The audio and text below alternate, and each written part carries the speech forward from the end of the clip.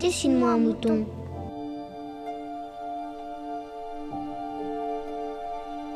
Bonjour, bonsoir à tous et bienvenue dans Conseil, j'espère que vous allez bien.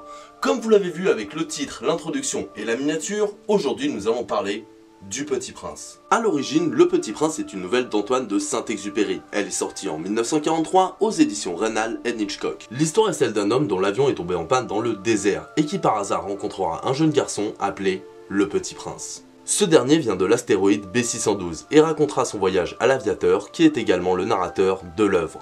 Le Petit Prince est un monument de la littérature, un énorme succès critique, et encore aujourd'hui, c'est l'un des livres les plus traduits au monde. Une histoire simple et touchante qui apprend aux adultes à retrouver leur âme d'enfant, mais aussi aux enfants à ne jamais l'oublier. On y trouve des commentaires sur la vanité, le matérialisme, la soif de pouvoir et sur l'amour. Avec une si grande notoriété, vous vous doutez bien que le livre a été adapté sur bien des supports, que ce soit des bandes dessinées, de l'opéra, des séries d'animation et bien sûr des films. Et comme il serait superflu, voire redondant, de parler de tout ce qui a été fait sur Le Petit Prince depuis sa création, nous allons directement passer à ce qui nous intéresse aujourd'hui, à savoir le film d'animation de 2015 réalisé par Mark Osborne. Dans cette version, nous suivons le parcours d'une petite fille dont la mère dirige les moindres aspects de sa vie. Il lui faut la meilleure école, le moins de distractions possible et la petite fille a un emploi du temps digne des plus grands ministres. La mère, loin d'être froide, est tout simplement une femme qui doit élever sa fille seule et qui veut à la fois montrer qu'une mère célibataire peut s'occuper de son enfant et réussir, mais également, et surtout, veut le meilleur pour sa fille.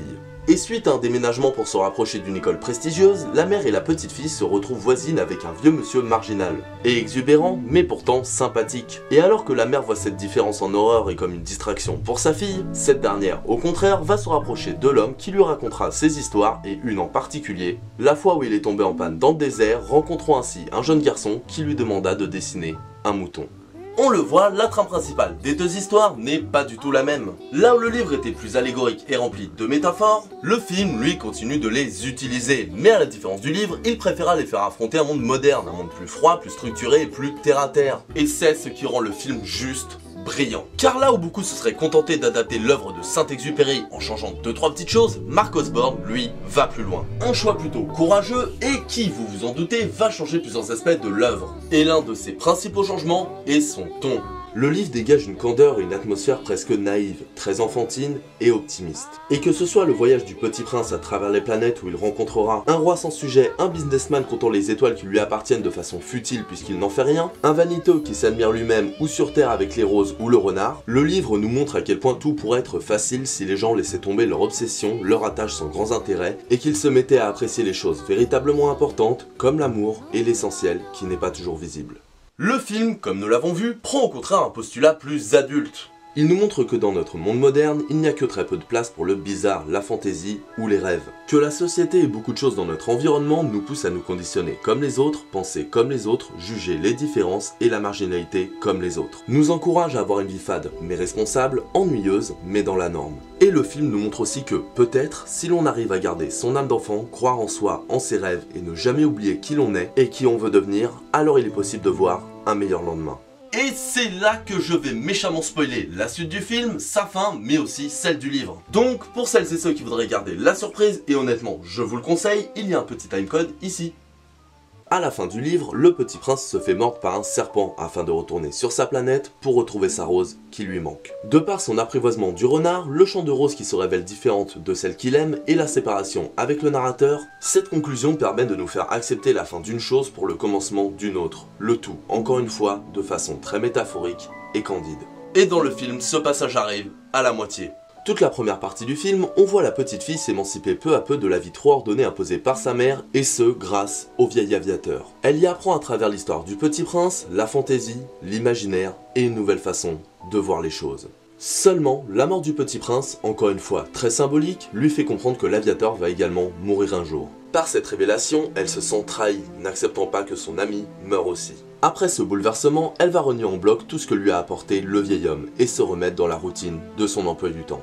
Malheureusement, le dernier jour des vacances d'été, l'aviateur est amené à l'hôpital. Voulant aider son ami, elle décide de partir en avion avec sa peluche renard à la recherche du Petit Prince. Mais sans savoir pourquoi, une fois dans le ciel, elle ne voit plus aucune étoile briller, mis à part une ville géante illuminée de 1000 feux. Et c'est à ce moment-là que le film montre ses cartes et en devient grandiose. Tout à l'heure, en faisant le résumé du livre, j'ai parlé de plusieurs personnages que le Petit Prince a rencontrés. Et bien là où dans l'œuvre d'origine, le businessman ne fait que compter les planètes sans raison apparente, ici, il y en a une, il les transforme tout simplement en électricité. Pour lui, tout doit être essentiel, et ce qui a trait à l'imaginaire, l'enfance ou tout type d'amusement n'a pas sa place ou doit disparaître et devenir essentiel. Un vélo, trombone. Une longue vue, trombone. Un enfant, processus qui fait grandir de façon ultra rapide, et qui non seulement fait perdre la mémoire, mais aussi conformise la personne pour qu'elle devienne essentielle.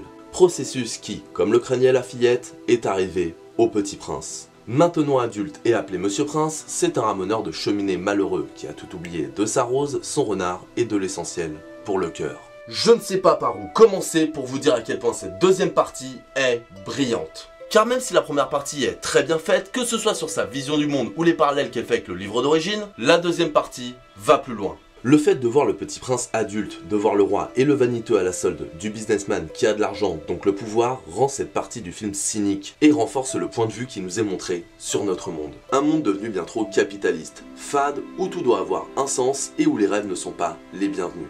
Alors dit comme ça a l'air simple, et au final, à part pousser plus loin ce qui a été fait dans la première partie, il n'y a pas beaucoup plus. Sauf que cette partie est justement brillante, non seulement par cet aspect, mais également dans sa remise en contexte avec le livre d'origine. Et c'est la fin du spoiler. Le Petit Prince est un livre magnifique, à la fois pour les petits et pour les grands, candide et optimiste. Ce qui peut en laisser certains sur le côté.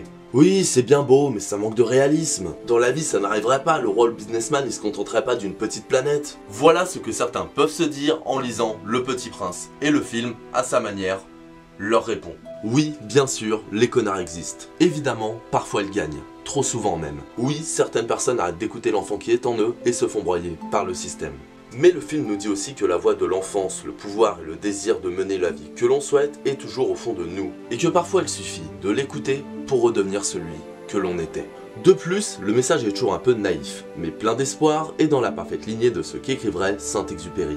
Par contre, ce qui a dû être plus compliqué à retransmettre, ce sont les traits de l'écrivain lors de ses illustrations. Car oui, c'est Saint-Exupéry qui les a faites. Ce trait à la fois si fin et presque minimaliste est très particulier, et donc difficile à reproduire. Particulièrement dans l'industrie moderne qui est de plus en plus monopolisée par l'animation 3D. Du coup, la question est épineuse. Le style 3D n'est pas trop dans l'ambiance du livre, mais de la 3D classique, voire stylisée, pourrait certes charmer la critique et une certaine partie du public, mais également priver le film d'une autre partie du public beaucoup plus nombreuse. Donc, comment faire ? Eh bien, tout simplement en faisant ce qu'a fait le film. Allié de l'animation 3D et de la stop motion. Toute la partie avec la petite fille a été faite en images de synthèse, alors que le récit de l'aviateur qui correspond au livre d'origine, lui, a été fait en stop motion. Une très bonne idée qui permet non seulement d'attirer le spectateur, tout en rajoutant un contenu plus en adéquation avec l'œuvre de Saint-Exupéry, et le tout en parfaite adéquation avec l'histoire. L'animation 3D est reliée à une modernité, et du coup elle est souvent taxée de techniques sans âme, ce qui est métaphoriquement parfait pour la partie avec la petite fille et son monde froid et contemporain. Alors que de son côté, la stop motion va à merveille avec les propos et l'imagerie hors du temps du livre de 1943. Mon seul regret dans cette très bonne idée est qu'il ne soit pas allé plus loin en mettant la partie avec Monsieur Prince, dont je parle dans la zone spoil, en animation 2D classique. Ça aurait non seulement permis de faire un pont entre l'animation 3D et la stop motion, mais aussi entre l'histoire de l'aviateur et la vie de la petite fille. Alors il est possible qu'il ne l'ait pas fait pour ne pas surcharger le film, ou alors pour cause de budget, mais peut-être également pour laisser planer le doute entre la réalité et l'imaginaire de la petite fille à partir de la deuxième moitié du film. Car oui, si au début réalité et histoire de vieil homme sont bien séparés, à partir de la deuxième partie de l'histoire, cette frontière s'amenuise jusqu'à ce qu'on ne sache plus vraiment où elle commence. Ce qui peut paraître frustrant si vous êtes un terre-à-terre, mais qui est cependant en totale adéquation avec les thématiques non seulement du film, mais aussi du livre. Faire rêver, voir avec son cœur et garder une âme d'enfant. Et le tout avec un scénario très bon, cohérent dans ce qu'il veut accomplir et sachant parfaitement maîtriser son rythme. Et en parlant de rythme, il est temps d'aborder la musique. Le Petit Prince possède une très bonne VO, et que ce soit Hans Zimmer, Camille ou Richard Harvey, les compositions sont très appréciables. Souvent légères, mais sachant se montrer épiques ou tristes lorsqu'il le faut, les musiques se marient à merveille avec le film et je ne peux que vous encourager à les écouter. Les personnages, quant à eux, sont très bien construits, et que ce soit ce fait pour être aimé ou détester. Pas mal de pièges ont été évités, comme la mère qui aurait pu être détestable à vouloir tout contrôler pour sa fille, mais qui, au contraire, reste une maman aimante et qui ne cherche que le bonheur de son enfant. Même la mascotte ambulante, qui a le renard, ne dérange pas. Il ne prend pas de place tout au long du film et arrive même à faire partie de sa symbolique en deuxième partie. Pour conclure, Le Petit Prince est un film que je vous conseille vivement. Drôle, touchant, intelligent et pouvant être autant apprécié par un adulte qu'un enfant grâce à ses différents niveaux de lecture, ce film est un petit bijou pour tous les âges. Et que vous ayez déjà lu le livre ou non, livre que je vous conseille d'ailleurs, le plaisir de visionnage sera tout aussi grand. Le Petit Prince est une œuvre belle et sincère, au message important comme on aimerait en voir plus souvent. Et voilà, cette vidéo est terminée, j'espère qu'elle vous aura plu. Dans tous les cas, n'hésitez pas à laisser vos avis dans les commentaires. Et si vous avez aimé, n'hésitez pas à liker, partager ou vous abonner à la chaîne. Et en attendant, moi je vous dis passez une excellente journée, soirée, un sur votre espace-temps. Et n'oubliez pas, l'essentiel est invisible pour les yeux et on ne voit bien qu'avec le cœur.